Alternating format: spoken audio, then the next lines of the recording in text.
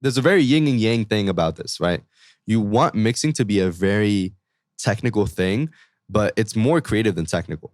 And you want this, sometimes you want mixing to be a very creative thing, but sometimes it can be more technical than creative.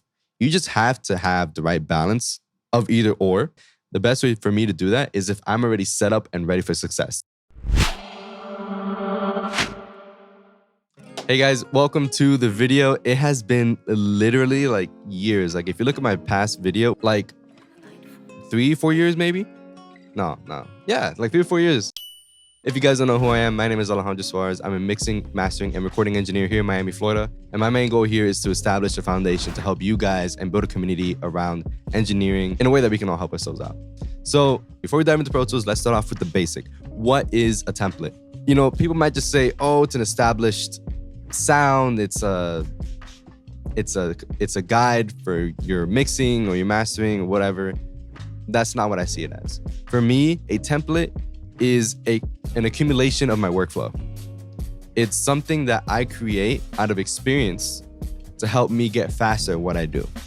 So that means that a lot of the times, a lot of my templates, they're mostly about recording, mixing, and tracking. That's what I need more templates about. Again, however, it does not mean that what is in this video is for you. It just means that this is another perspective of looking at these things, all right? The way this is gonna go is I'm gonna organize them into basically, we're first gonna start off with session templates, and then we're gonna start off with the effect sense. That way we're able to work through things a little bit more chronological when it comes to workflow, at least for me. So yeah, let's dive into it. Okay, so guys, welcome to my recording template. Pretty structured, as you can see. Let me close these folders for you. All right, this is the session pretty much. There's not much else to it. Very simple. I don't like complexity when it comes to tracking because it gets in the way. I like to track fast and I like to track efficiently. I don't necessarily want you waiting on me to do something because then it just kind of kills the mood. You want that performer to be in and out, especially in a 2-hour session where it's just kind of like on and on and on. What can we do here? What I like to do is separate it by folder. That's my best way of organization in Pro Tools is using folders. So let's open up the boost folder first. What is the purpose of a boost folder? And what is it? Like, why do I have this here? This boost folder is pretty much it's a way to show off to your client. When you get a 2-track, chances are the 2 tracks aren't going to sound that great. And if they ripped it off of YouTube, it's going to sound even worse. So what can you do to make it sound better? And so here I have a hitting boost and a low end boost. My hitting boost is a bit of kind of mid-side EQ to kind of boost with, obviously with some harmonic distortion. As you see there, I got some lo-fi on it. And what that's going to do is it's going to go in parallel through a send to my recording 2-track. And I can balance it out and end up boosting some of those frequencies and expanding the track a little bit so that it sounds a bit more fuller. Once you're done recording and have all the vocals in it, your artist is going to be blown away by how full and round the rough mix sounds. The low end does the same exact thing. How does my workflow work? Very simple process. So what I end up doing is I keep it off in the playlist track for safekeeping. So this folder that says comp here, this is basically the finished comp of her entire performance. After I have all of these takes, I end up getting another track and throwing it on here. And these are all of her performances. And you can kind of see where my workflow stems from. It's very sequential. It goes all the way down. And sometimes I even restart a little bit if we want to. This is how I know that we finished the track and she wanted to do some re-records. So we came back to the top, did it again. So then what I end up doing, I will chop things up and I'll listen through takes. And obviously me being the one that recorded the take, I already know which ones kind of work and which one don't. So once I have the comp of her performance, I end up making this comp folder right here. And then I mute this guy to be my safety. And so this is now her final comped vocal for this session. Cool. So now I've explained kind of like the symbiotic workflow of my recording track, my process of comping and putting together her performance after the session or after the recording is done. This is how I kind of do my little rough mix, right? So once we have a tangible lead vocal, we then record her backgrounds. And these have all been recorded in here. Obviously using the recording track, I record them. And then I drag them down to where I need to be. And this is where my T tracks come in. So these tracks over here that say T1, T2, T3, T4, T4 dupe, whatever. I always have one track set up in my template so that I can change the waves tune. and then I duplicate it 9 times. So I have up to 10 tracks. I rename them. And then what I end up doing is I record the lead vocal, obviously, take it up to the comp track, the playlist track, whatever it is, comp it out to the playlist track.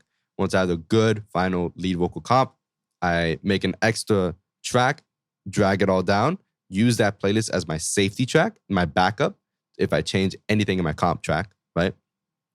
And then using this comp track, we record the background vocals on top of it using my T tracks. And this is where my arrangements come in.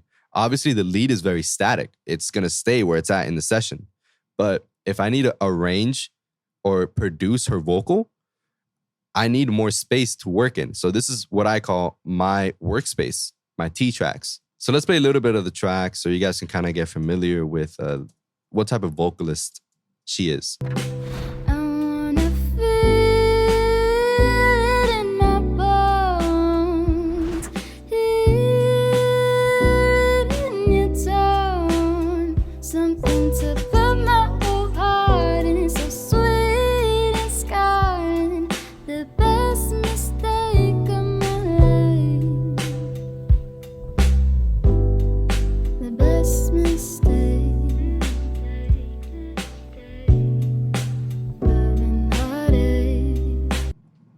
So again, very talented vocalist. As you can tell, it's a very intimate, very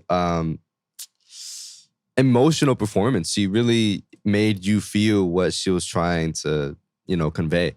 And so that's kind of like my tracking template. There's not much else to it. It's very simple. Like I said, I have my workspace tracks, my recording, comp, and beat system, and then my boosts. That's all I pretty much need. So I'm able to work really efficiently and fast with this and organize as well.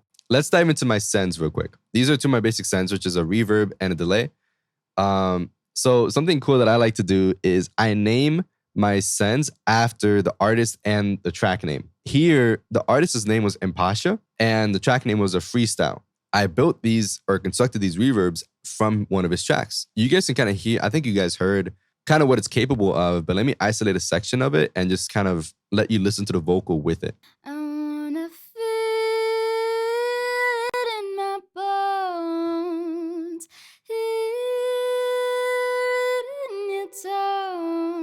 Something to put my whole heart in, so sweet and scarring, the best mistake of my life.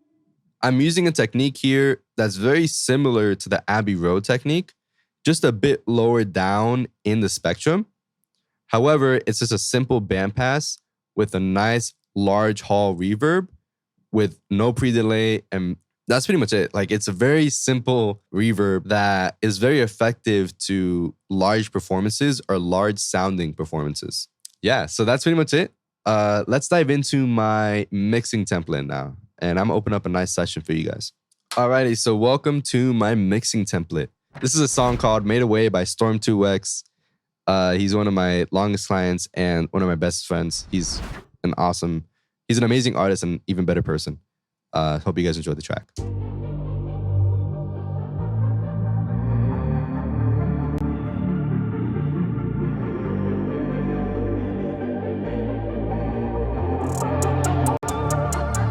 Lately I've been stressed out. I gotta act like I'm fine, so I just been standing tall with my chest out. Money been coming and going, so I just been worried about the next amount. Depression been killing me slow, but you won't never hear it coming from my mouth. No, not from my mouth.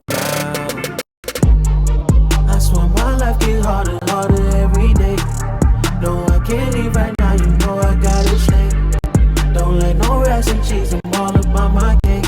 Drop down to my knees and for the Lord he made a way. That was Made Away by Storm 2X, produced by Matt Miami Beats. Awesome track. What is my thought process going into a template for mixing? Mixing is a very technically creative topic to talk about. It's super subjective and extremely saturated when it comes to processing techniques, templates, when it comes to decision making. My view is I want to make sure that I have a badass mixing template that has everything I need in the moment to start with. So that for me means it needs to be capable of housing folders or subs of every individual component. I'm very organized. I don't like mixing stuff in together without there being some type of separation or a clear outline of what each part is. So drums, bass, samples, whatever. Then I also need something of a master section to house all of my mix masters, all of my aux masters, whatever it is. I also need my boosts. Again, I like to add these sometimes with some extra oomph in the mix. So before he gets pissed off at me, I didn't mention this before. I actually got this from my mentor by the name of Priest. Awesome guy. You can follow him on Instagram, Priest Productions Official. When I was in college, he mentored me a lot, helped me out before he had a falling out. And recently we started talking a bit more. I'm very happy that we can kind of sort of develop our relationship a bit more. But I got this. A lot of these templates were from him. He was an awesome, he is an amazing engineer and an incredible mixing engineer. Very talented man. I kind of studied under him a bit, had a falling out. However, I was able to kind of take what he taught me and kind of form my own version of his teachings. So, Priest, if you're watching this, I really appreciate you, man. You helped me kickstart my career. And I got you in case you need anything. So, anyway, after that shout out. So, yeah, that's pretty much it. There's not much else that I need. Also, my effect sends, obviously. But here are all my effect sends, which you guys will check out. So, let's dive into it. So, on opening my session, this is what it looks like. Of course, empty, right? Because you obviously don't have tracks in it yet. First thing you'll see is my print and my click. I have my click deactivated right now, but if I press 7 on the numpad, right, we have that set up. Then I have my print track. Let's look at my boost section. Same exact thing, except I now have a mono boost. This is my mix section. This is where all my audio tracks get dragged in and organized. So I have these folders already here. So when I open up my session, I have these specific folders set up already. These are just kind of like the most common that I would get. So obviously I have a drum sub, a bass sub, a sample sub, a synth, acoustic, electric guitar, and vocal sub. And they're all set up with a VCA underneath it. So pretty much they just come empty with just a VCA inside of it. Then I organize and separate all the tracks accordingly. So this is it's a rap track. Obviously it's just a really nice beat and some samples. So I made a sample sub, I made a drum sub, and obviously the vocals. The vocals are the fun part here. So, of course, depending on the song, you will have a lot more than what you need. So, I usually have a background box sub folder, and inside that I have all my background box tracks divided into their purpose. So, I have my ad-lib sub and my chorus vocal sub. However, I'll sometimes have background verse chorus.